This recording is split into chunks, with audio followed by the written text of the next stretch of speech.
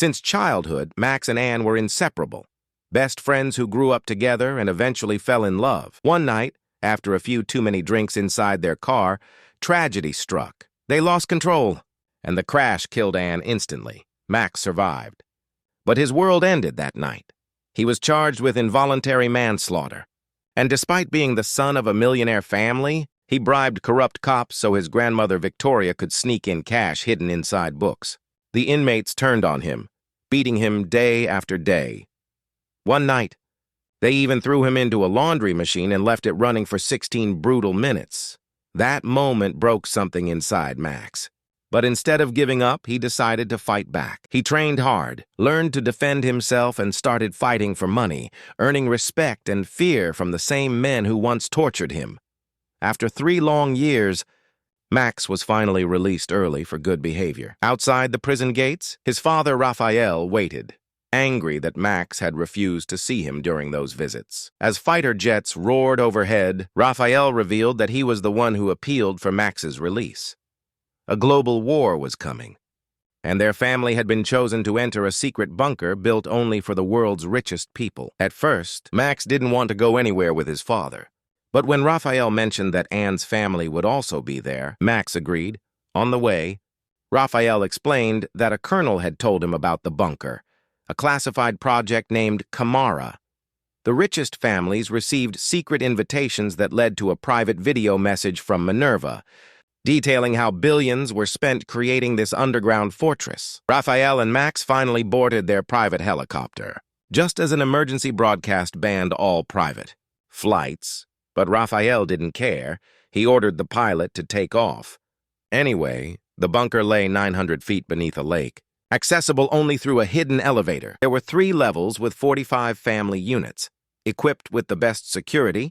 Before entering, Max and Raphael were asked to surrender all personal items, including their phones, so no GPS, suits and digital bracelets that tracked their vitals. Every door opened via biometric scans, and each room had an advanced AI named Roxanne, capable of changing the digital window views to simulate the outside world. Soon, Max reunited with his family. The news channels played non-stop reports about rising political tension and possible nuclear attacks. Max came face-to-face with Guillermo, Anne's father. He apologized for the accident, and though Guillermo accepted it, Anne's sister Asia couldn't forgive him. Their mother had died 6 months after Anne's death. Guillermo introduced his new wife, Mimi. Manurva entered the room, announcing that global bombings had escalated. The world was falling apart. She reminded everyone to keep their minds busy. Max met Asia again, handing her Anne's old phone, saying she deserved to have her sister's last memories. Asia rushed away, crying as she watched Anne's old videos. Meanwhile, Guillermo got drunk at the bar and picked a fight with the bartender Tirso, who refused to serve him more alcohol. Raphael stepped in and shared a drink with Guillermo to cool things down, but before they could finish, the entire bunker shook violently. Lights flickered. Glass shattered. A massive rock smashed through the bar wall. Panic spread instantly. People screamed and ran toward the main dome. Asia turned back, desperate to find her father. She spotted Max helping Guillermo and Raphael escape through the bar's rubble. The main hallway was sealed, so Tirso led them to the elevator. A nuclear explosion had just gone off a few miles from their location, causing the tremors. Suddenly, the bunker's monitors showed another blast before all power cut out. Manurva urged everyone to stay calm and rushed to the control room. While waiting, Raphael confessed something shocking. On the night of Anne's death, he had found Max holding her lifeless body. It was Raphael who told his son to run, to save himself.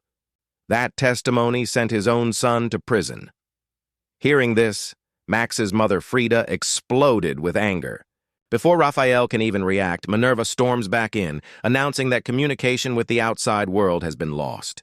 To fix it, they decide to send Luca and Cindy out to check the antenna. The mission is broadcast live on the screens as both suit up in hazmat gear and step outside. The world above looks like hell. Heat waves shimmer through the air, ashes swirl everywhere, and the atmosphere itself seems poisoned. A burnt-out car nearby holds two blackened bodies, while the bridge ahead lies in ruins and the forest beyond burns in crimson flames. Despite the chaos, Luca and Cindy work fast to install the new antenna. But as Luca grips the railing, the scorching metal melts through his glove, trapping his hand. Cindy quickly pulls him free, and both rush back into the dome. After a quick decontamination, the medical team checks Luca and confirms the worst. His broken glove means he's been exposed to radiation.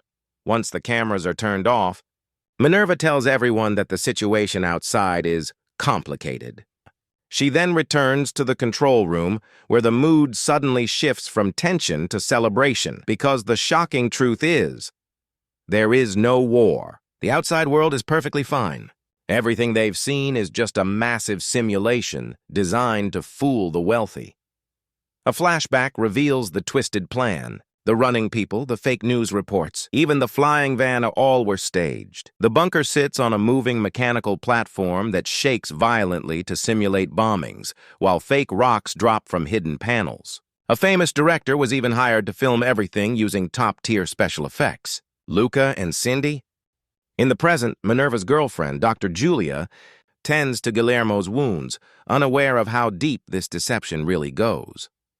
After the brutal fight, Manurva calls Max to her office.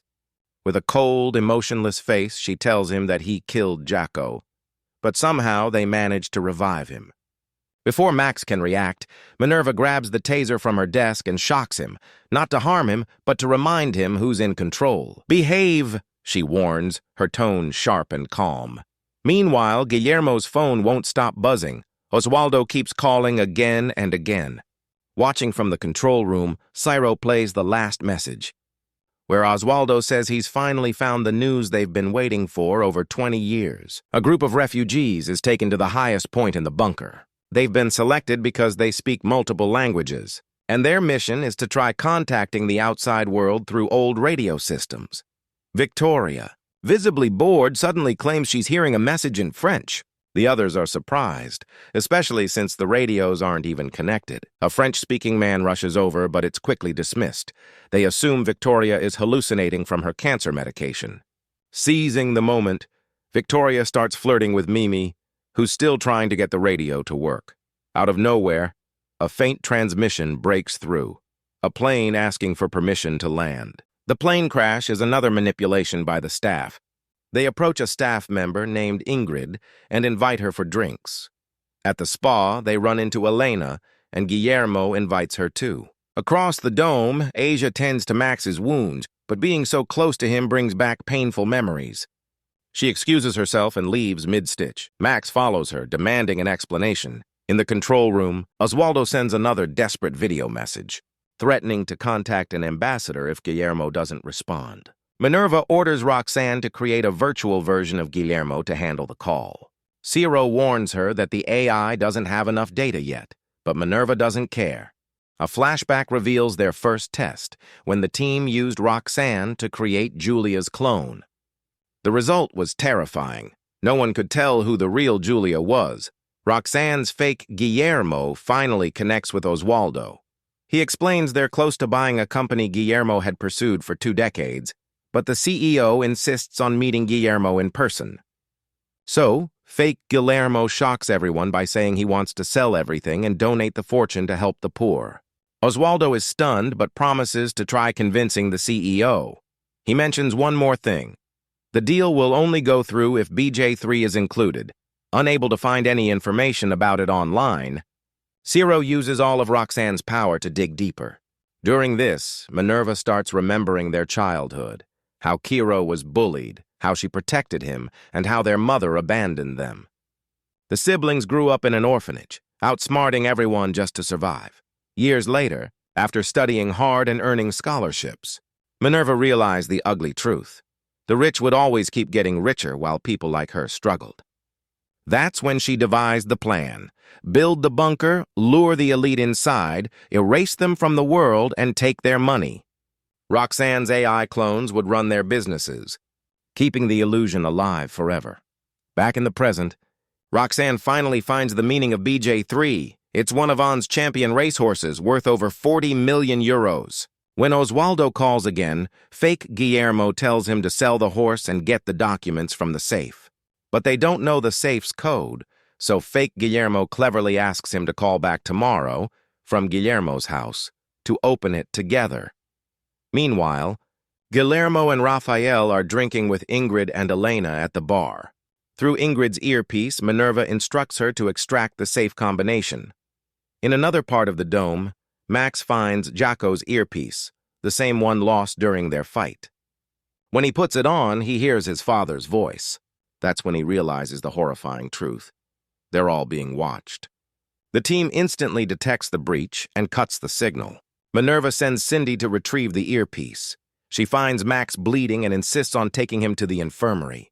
There, Asia tends to Jaco, who can't resist flirting with her even half-conscious.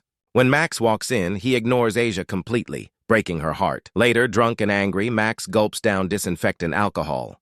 Cindy tries calming him, but he only demands answers. "Where are the microphones?" She claims ignorance.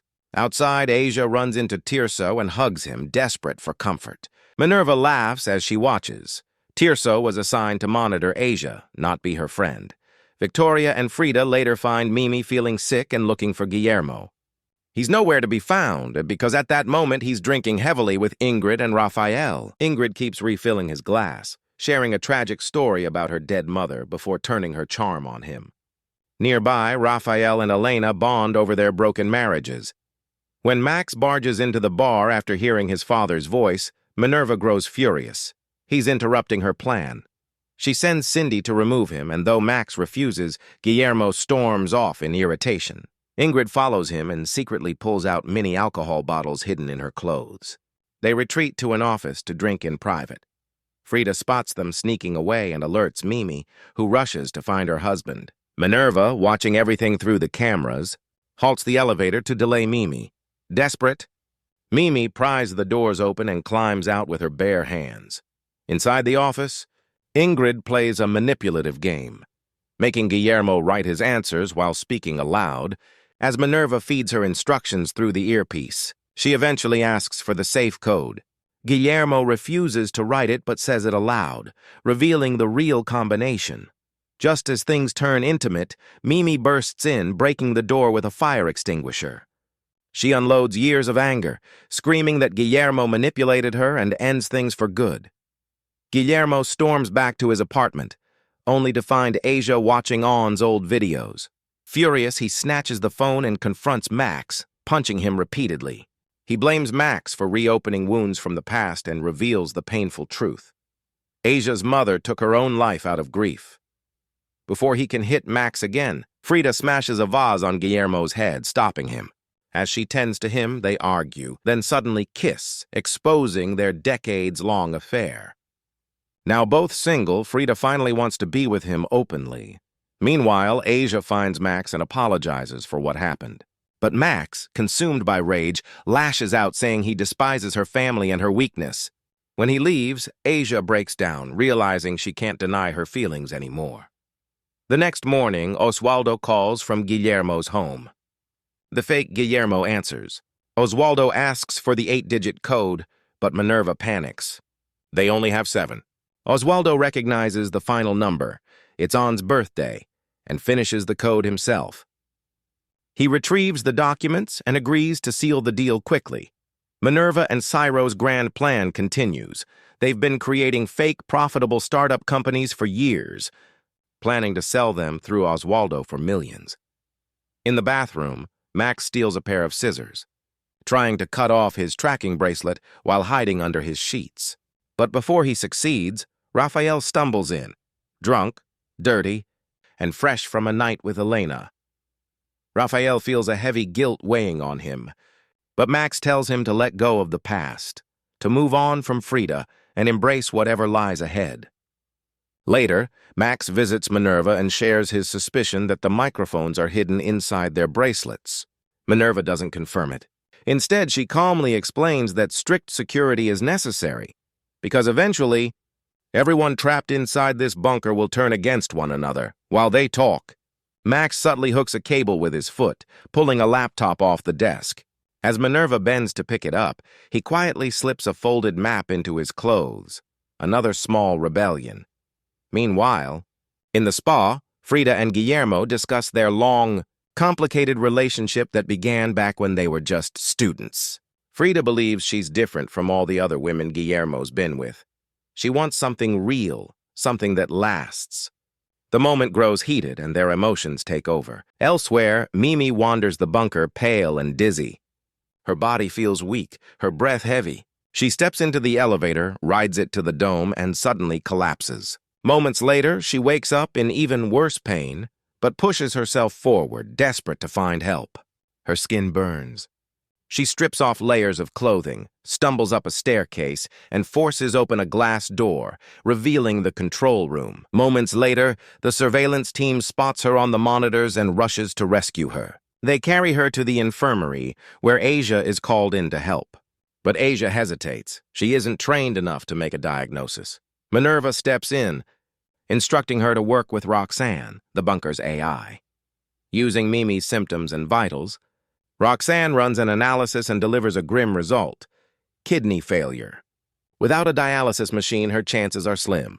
Roxanne suggests an alternative: strict diet and medication, but even then, recovery is uncertain.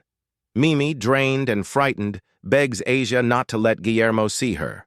Devastated, Guillermo seeks comfort in the bar. There, he finds Max, apologizes, and tells him about Mimi's condition. Max promises to help no matter what. Without wasting a moment, he grabs Asia and drags her to the nearest bathroom, unaware that Jocko is secretly watching through the cameras. Inside a stall, Max takes out a deck of cards. He writes quick notes explaining that they're being spied on and she must play along. To anyone listening, it sounds like a lover's quarrel, but the real plan unfolds silently, written word by word. Max tells her he found a hospital on the map and begged Manurva to send a team for a dialysis machine. She refused. Now he plans to go out himself. Asia tries to stop him, but he reminds her to act natural. He kisses the back of his hand to make it sound like they're kissing for the microphones, while flashing his real plan on the cards. He wants to cut Roxanne off from the system, blind the AI, and disable the bunker's surveillance. To make that possible, they'll fake a relationship so they can meet freely at night. As they leave the bathroom, they share a sweet staged moment for the cameras. Watching from the control room, Jocko clenches his jaw, jealousy written all over his face.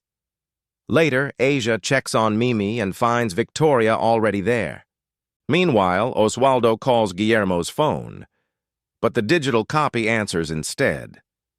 Concerned, Oswaldo warns that the companies Guillermo wants him to buy seems suspicious. The AI, posing as Guillermo, laughs it off and convinces him to keep going. Back in the bunker, Max returns to his room and tells Raphael not to ask questions when Asia visits later. Moved by Max's trust, Raphael opens up about his past. He confesses that he once testified against his own son because Guillermo threatened to kill Max. Raphael seeks out Elena. Their conversation ends with a kiss. He and Asia cover Roxanne's camera with a jacket and wrap their bracelets with tape and speakers to drown out the audio. Music fills the room as they whisper about their escape. Oswaldo visits the fake company's office. When he calls Guillermo, fake Guillermo tells him another buyer has appeared, a setup by Manurva to push the price higher. Just as fake Guillermo is about to finalize the deal, Max cuts through a cluster of wires. The entire system crashes. The call drops. Oswaldo stares at his phone as the word Roxanne flashes on the screen. Manurva and Cyro scramble to reboot Roxanne. Asia times how long it takes, while Max covers up the hole in the wall. When the system finally reboots, fake Guillermo calls Oswaldo again, convincing him to stay one more night. Manurva books him a hotel. Amid the chaos, Max releases the emergency stairs. They put on their earpieces, say a final goodbye, and Max climbs up toward the surface. Asia closes the hatch behind him and quickly reconnects the wires. Max suits up in a hazmat suit, ready to face the outside world. Asia contacts him through the earpiece, telling him that Mimi is dead. There's no need to go to the hospital now. But Max refuses to stop. He tells her he's done being controlled and wants to live his own life. Asia confesses her feelings, begging him to stay.